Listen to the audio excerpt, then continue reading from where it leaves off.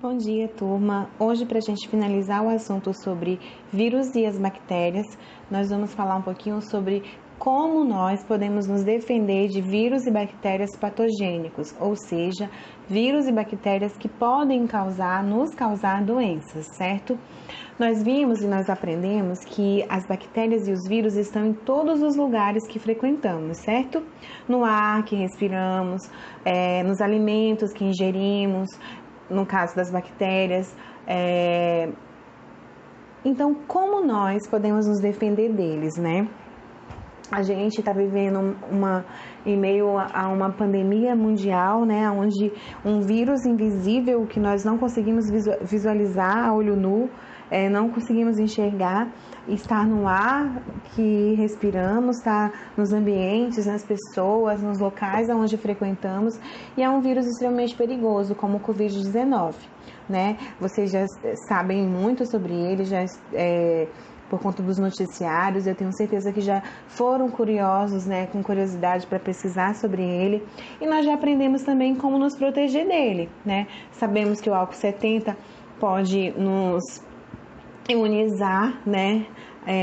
Na verdade, não imunizar, porque imunizar só imuniza a vacina, mas pode nos prevenir de adquirir esse vírus nas nossas vias respiratórias.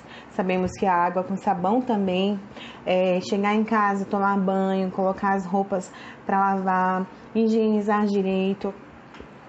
Já tem várias providências que nós estamos tomando para nos prevenir contra esse vírus, né? E isso é uma forma de nos defender desse vírus Covid-19. O uso de máscara quando for num supermercado, em um ambiente, trabalhar em um ambiente que você precisa mesmo sair de casa, né? O decreto é para nós ficarmos em casa, porém, algumas medidas nós estamos tomando para nos prevenir. E isso é uma defesa, né? Então, como nós nos defendemos? Eu citei o exemplo do Covid-19 porque é um vírus que está no nosso dia a dia frequentemente, né?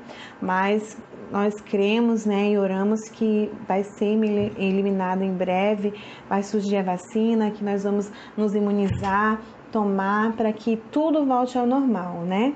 Mas o nosso corpo, ele tem estratégias naturais para combater esses agentes de doenças. Nossas defesas são feitas pelo sistema imunológico. No nosso organismo, nós temos células específicas, falei um pouquinho para vocês sobre elas, que trabalham para nos imunizar, né? Para nos defender desses vírus e bactérias, desses organismos patogênicos que invadem as nossas células, né? Quem são essas células? Os leucócitos, principalmente eles. São células sanguíneas que identificam um micro-organismo e se desencadeiam através de mecanismos para combater essas possíveis patologias invasoras, né? Essas doenças que vêm através dos vírus e bactérias. Inclusive, os leucócitos produzem os nossos anticorpos, certo? No sistema de defesa natural que nós temos, nem sempre ele é tão eficiente. Por isso, a vacinação pode evitar doenças que dificilmente poderíamos combater, né? O nosso sistema imunológico poderia combater. Por isso, nós precisamos tomar, quando o bebê recém-nascido, todos vocês tomaram, peguem o cartão de vacina, tirem essa curiosidade, sejam curiosos quanto a isso. Se possível, hoje peçam da mãe de vocês esse cartão de vacina e tentem olhar, identificar quais os tipos de vacinas vocês já tomaram, se imunizaram, sarampo, retrovírus, hepatite, tem muito a vacina para combater a paralisia, né? A paralisia infantil. Olhem lá o cartãozinho de vacina e vocês vão ver que a vacinação é muito importante para combater os vírus e as bactérias, né? Doenças que a gente não consegue enxergar, como por exemplo a varíola, né? Houve uma época em que muitas pessoas sofriam com essa doença, então desenvolveram, né, uma vacina para combater o vírus que causava a varíola, certo? E há algum tempo existia a prática, por exemplo, de vestir roupas de pessoas doentes, né? Ou entrar em contato com feridas geradas pela infecção, a fim de ter uma forma mais fraca da doença. Eduardo Jenner, que nasceu em 1749 e veio falecer em 1823, foi um cientista britânico que notou um grupo de pessoas que não tinha varíola naquela época. Ele percebeu que todas essas pessoas trabalhavam ordenhando vacas. E esses animais desenvolvem uma forma fraca de varíola. E os ordenhadores já tinham se contaminado com o vírus causador dessa doença, chamado de cowpox, certo? Então, em 1796, Jenner retirou um pouco do material da ferida de um dos trabalhadores, né? De uma ordenhadora, e colocou em um menino de 8 anos saudável. Ele pegou o material da ferida de uma pessoa contaminada e colocou em um menino de 8 anos saudável. Então, ele percebeu que o menino teve a doença na forma fraca e dias depois estava totalmente recuperado. Mesmo em contato com o vírus mortal da varíola, o menino não adoeceu. Então, assim, ele percebeu que esse menino criou anticorpos contra o vírus. Então, a forma fraca do vírus o protegeu da doença, que poderia matá-lo. Então, assim surgiu a primeira vacina, termo que deriva da vaca no latim. Então, toda essa história para explicar para vocês da onde surgiu a criação do nome vacina, porque Jenner, que foi um grande cientista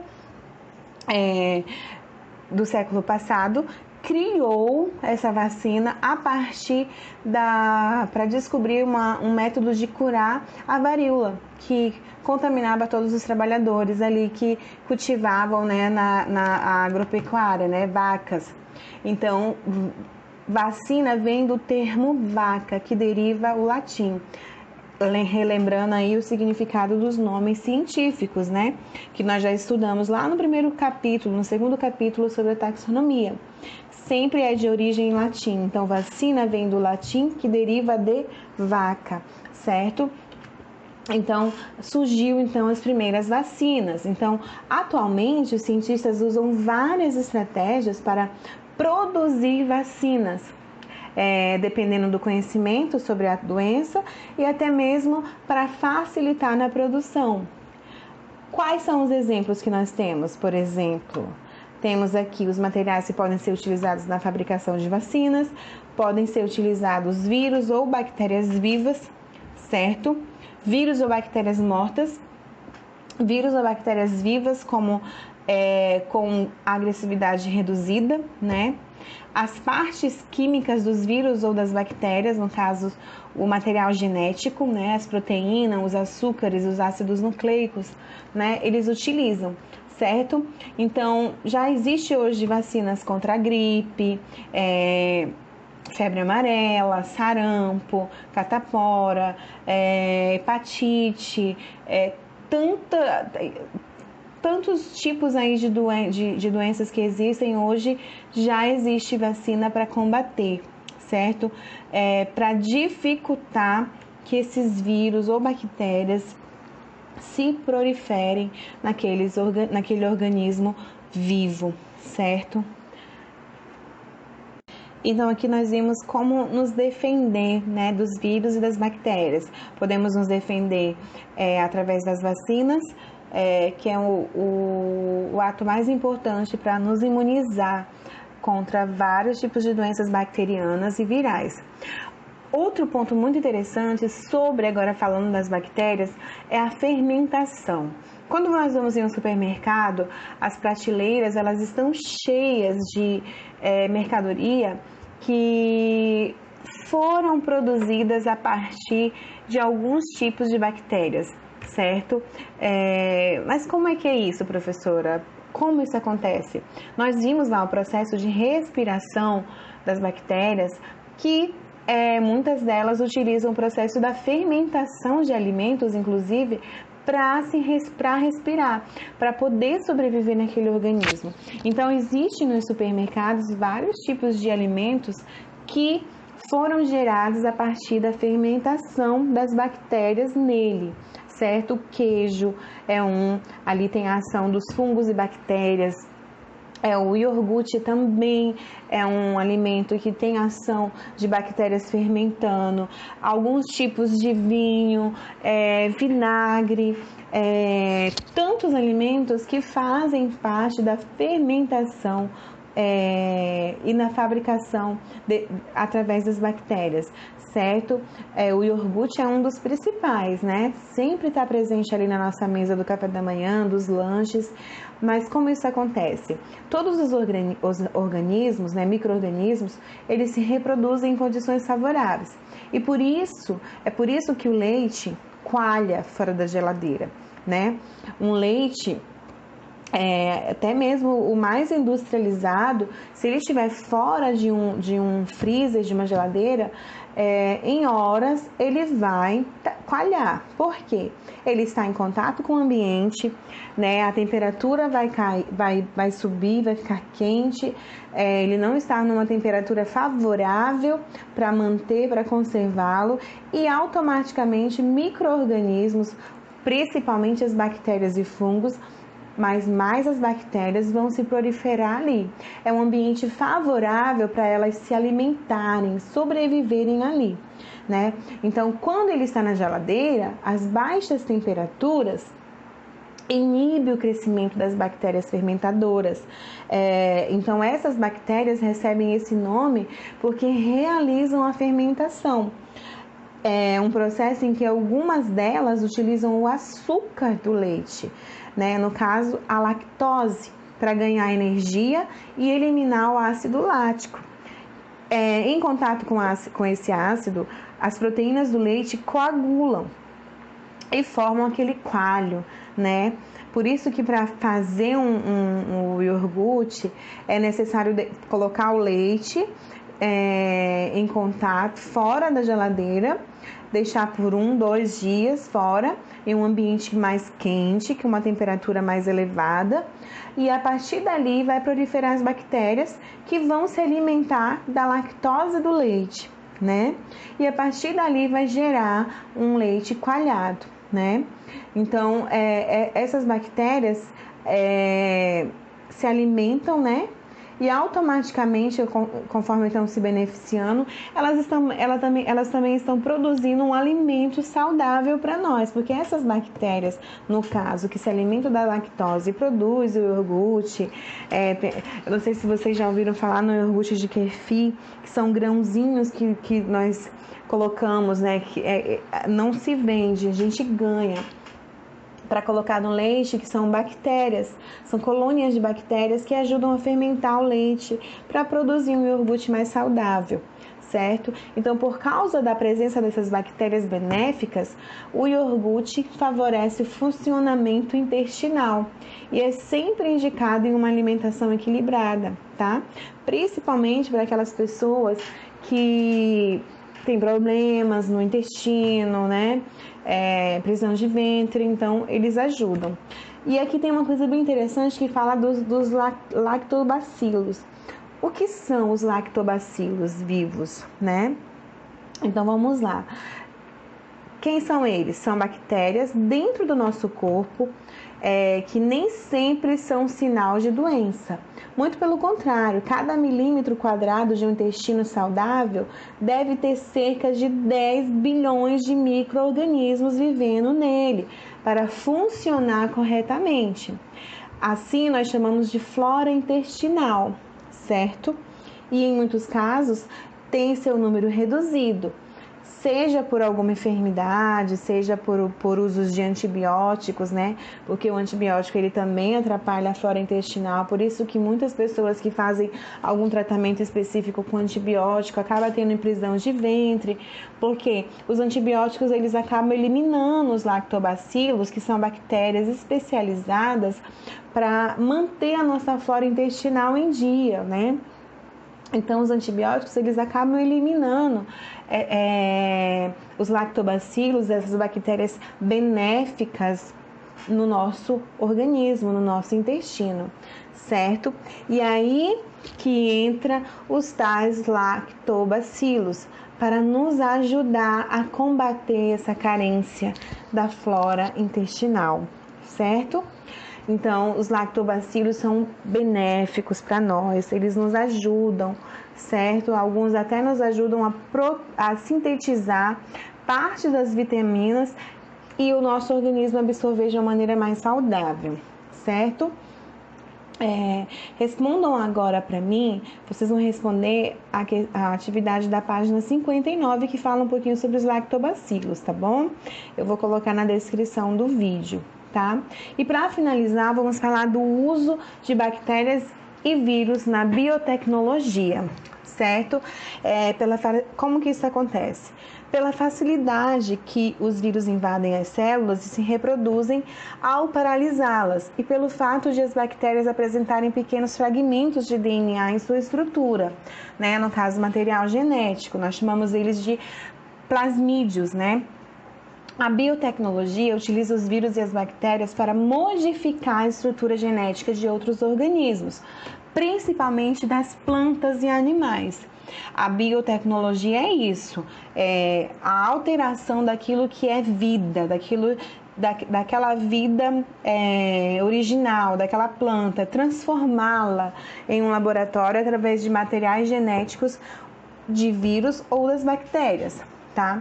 O objetivo disso é produzir alimentos com características especiais, vacinas, hormônios e entre outros produtos, tá?